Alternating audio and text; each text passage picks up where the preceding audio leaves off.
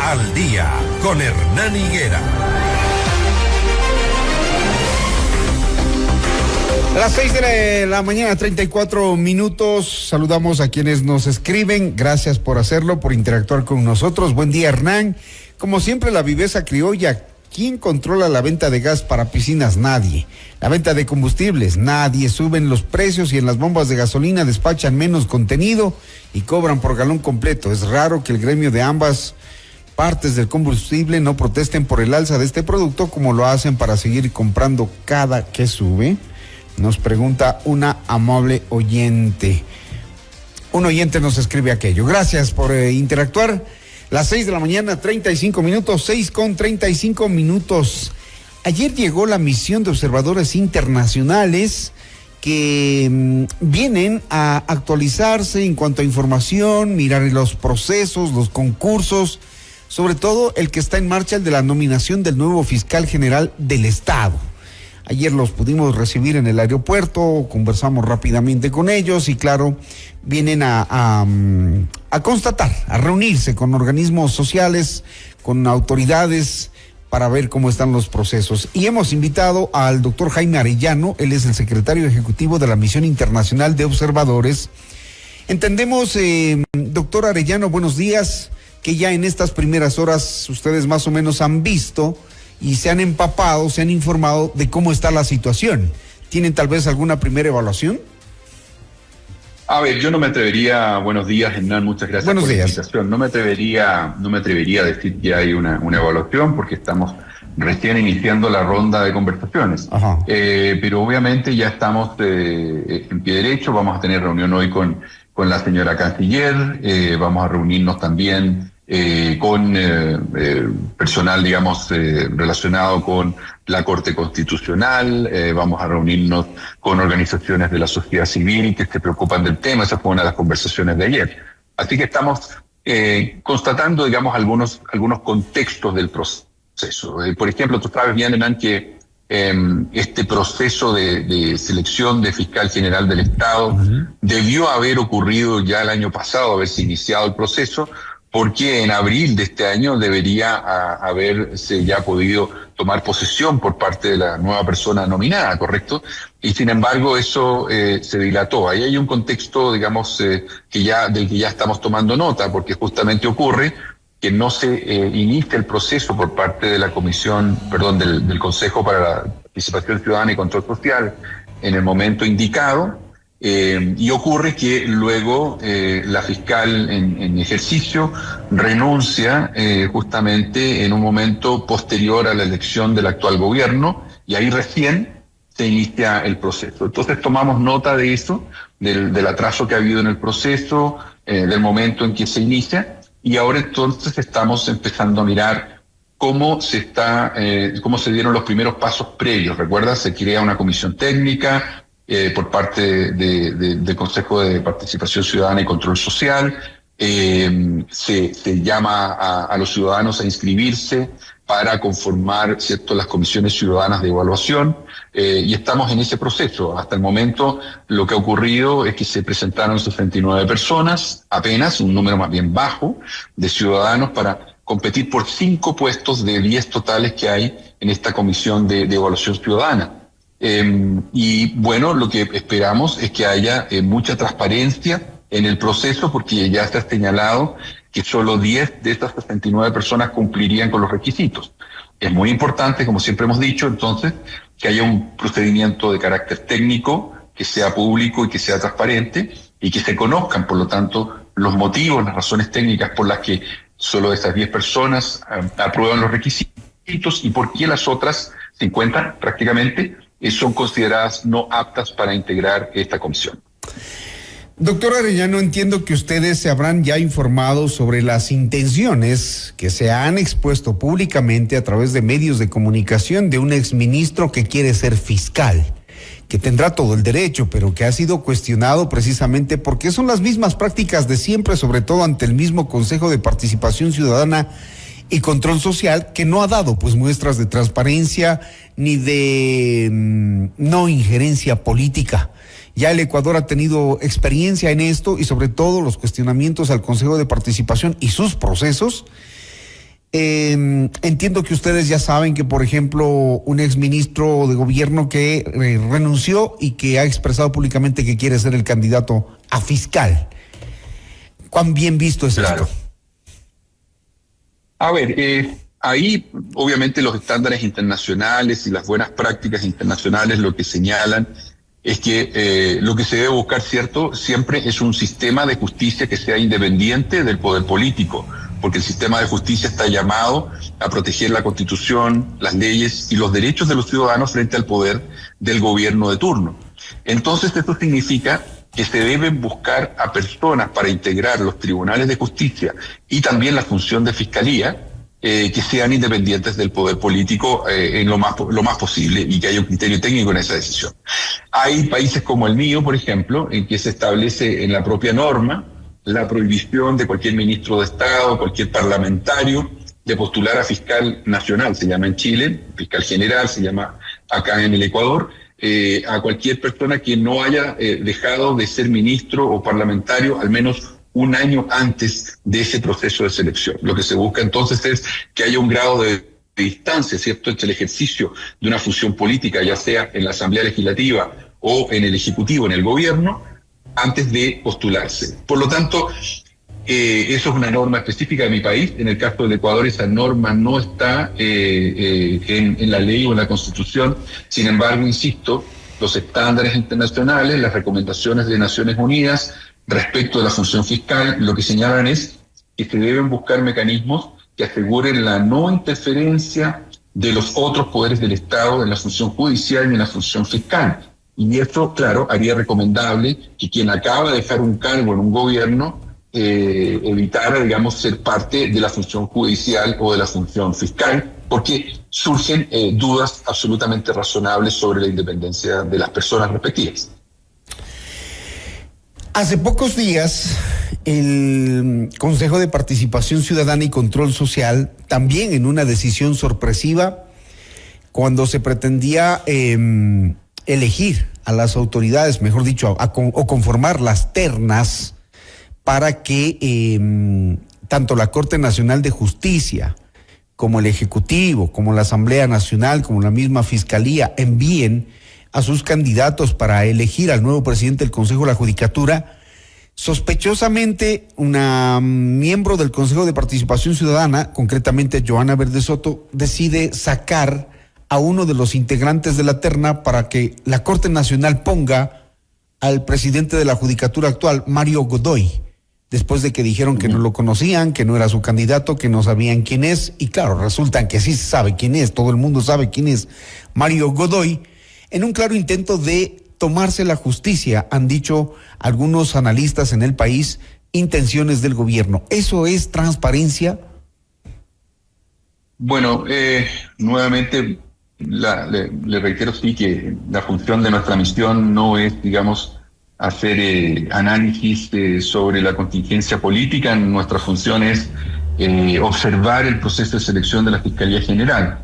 Evidentemente, lo que sí hemos constatado es que hay un retraso también en todos los procesos que son de responsabilidad de el Consejo de la Judicatura, ¿cierto? Hay evaluaciones judiciales pendientes, hay nombramientos de la Corte Nacional de Justicia pendientes, que estuvimos observando, recuerdan ustedes, en años anteriores, y que significó incluso la anulación no una, sino 2 veces de los procesos de selección de jueces para la Corte Nacional de Justicia por problemas de transparencia, por problemas técnicos, lo que valoramos muy bien en el sentido de que se dejara sin efecto el proceso, pero por otro lado hay que lamentar que una y otra vez se han hecho con errores estos procesos y han significado atraso. Entonces, claro, yo me imagino que hay que valorar qué es lo que está ocurriendo con el Consejo de la Judicatura y que también está desempeñando su rol para también ponderar a las personas que se propone para otros órganos en que eventualmente lo integren directivos del Consejo de la Judicatura. Esto en términos generales es lo que le puedo señalar. Ustedes llegan en un momento en el que ha habido pronunciamientos ayer de Naciones Unidas, de la Comisión Interamericana de Derechos Humanos, entidades como Human Rights Watch, en el sentido de que en el Ecuador no se está respetando la independencia de la justicia. Lo hablan en la coyuntura de la marcha que protagonizó ayer el presidente Noboa en contra de los fallos de la Corte Constitucional, el organismo máximo de control constitucional. Y todo esto que ha pasado llega en un momento en el que se critica, por ejemplo, que se quiera violentar la independencia de las funciones, entre ellas y principalmente la de la justicia. Yo sé que ustedes no hacen comentarios sobre esto, que vigilan los procesos, que cumplan estándares internacionales en nominación de autoridades, pero es que la preocupación general es que los políticos están muy interesados en la función judicial. Bueno, obviamente en un Estado democrático de derecho es bien sabido, pero no por sabido debiera callarse, que es fundamental el respeto y la deferencia entre los poderes del Estado. Tiene que haber una separación de funciones, aunque haya cooperación, pero una separación de funciones y un respeto, ¿cierto?, de la función de cada uno de los poderes del Estado. Un Estado democrático de derecho requiere que el poder político expresado en el Ejecutivo, en el gobierno de turno y en el Legislativo, en este caso la Asamblea, sea absolutamente respetuoso de las funciones jurisdiccionales, es decir, de los tribunales, del Poder Judicial y evidentemente de una Corte Constitucional que es nada menos que la llamada a ser guardián del respeto de la Constitución y de las garantías fundamentales que ella establece, ¿cierto? Y que es el paraguas que regula todo el sistema jurídico, en este caso ecuatoriano. De manera que obviamente que hay preocupación en el ámbito internacional porque los estándares, las recomendaciones de Naciones Unidas, pero además, digámoslo, la doctrina, la teoría y la práctica de los sistemas políticos democráticos señalan que es indispensable que haya un respeto por la independencia de la función, especialmente de los tribunales constitucionales. Quiere decir eso que necesariamente estemos todos de acuerdo con lo que resuelve un tribunal o lo que resuelve un tribunal constitucional, una corte constitucional. No, hay maneras de expresar eso, por supuesto, hay libertad de expresión, hay maneras institucionales de confrontar esas decisiones, las hay reguladas en la Constitución y en las leyes, y estos deben ser los mecanismos. Obviamente no es recomendable el ejercicio de presiones sobre una Corte Constitucional en ninguna parte del mundo, porque, insisto, eso puede debilitar incluso la calificación de un Estado como democrático y de derecho cuando eventualmente se empiezan a cruzar las fronteras de las funciones del otro. Entiendo, por lo que hemos alcanzado a ver, aunque no es materia de comentario, que además las decisiones son esencialmente provisorias, de manera que todavía hay una cuestión de fondo que tiene que resolver la Corte Constitucional y ahí se podrá ver. Pero obviamente hay preocupación, insisto, porque las Cortes Constitucionales son el guardián último de las garantías que establecen las cartas fundamentales y eso es de interés para toda la ciudadanía. Lo que hoy me molesta de un tribunal, lo que hoy me molesta de lo que resuelve un tribunal, mañana puede ser aquello que me protege. Y por eso es tan importante proteger a los tribunales, a las Cortes Constitucionales y a su independencia. Porque lo que hoy deciden y que no me gusta, mañana pueden estar decidiendo justamente para protegerme a mí frente a otro poder político en otro momento. De ahí la importancia de la independencia judicial y especialmente de las Cortes Constitucionales. Uh-huh. Doctor, en los últimos meses el Consejo de Participación Ciudadana y Control Social, que es un actor clave en la arquitectura institucional ecuatoriana, ahora precisamente embarcado en la elección del nuevo fiscal general de la Nación, un proceso que ustedes lo vienen a observar minuciosamente, ha sido blanco frecuente de críticas por su exposición a las presiones políticas y por las prolongadas demoras en los procesos de selección.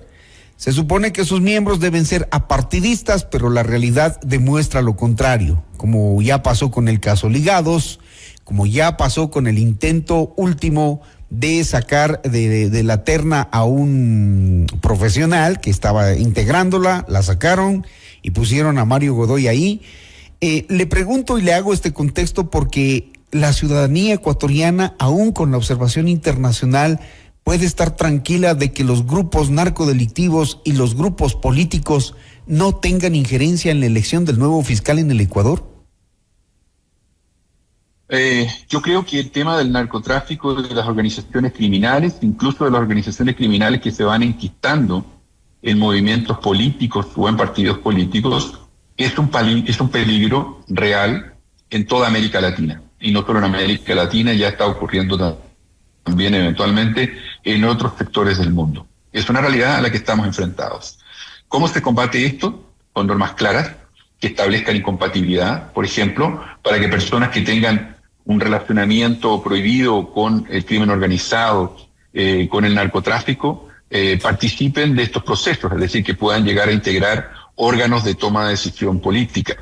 ¿Cómo se logra esto? Teniendo leyes que combatan el lavado de activos y que por lo tanto eviten la entrada de dinero sucio a la economía o en este caso eventualmente a la actividad estatal o a la política.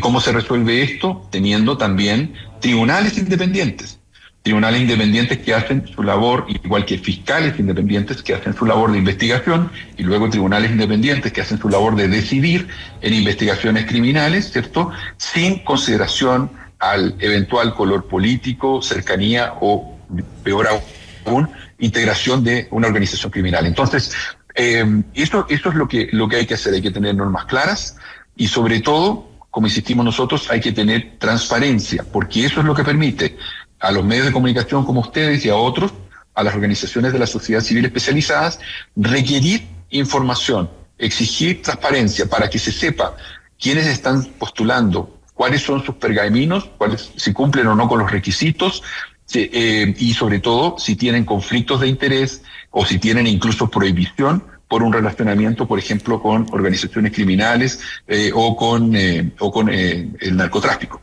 Esa es la manera, normas claras, mecanismos de investigación transparentes e independientes, mecanismos de decisión judicial transparentes e independientes y sobre todo procesos en que se da a conocer la información y en que los medios de comunicación y también la sociedad en general pueden saber qué es lo que está pasando, cómo se está resolviendo y tengan mecanismos a su vez de reclamo y de revisión de las decisiones cuando éstas se tomen contra la ley o contra las disposiciones o principios que regulan el proceso. Doctor Jaime Arellano, termino con esto. La última vez que estuvieron ustedes en Ecuador, antes de salir, hicieron recomendaciones.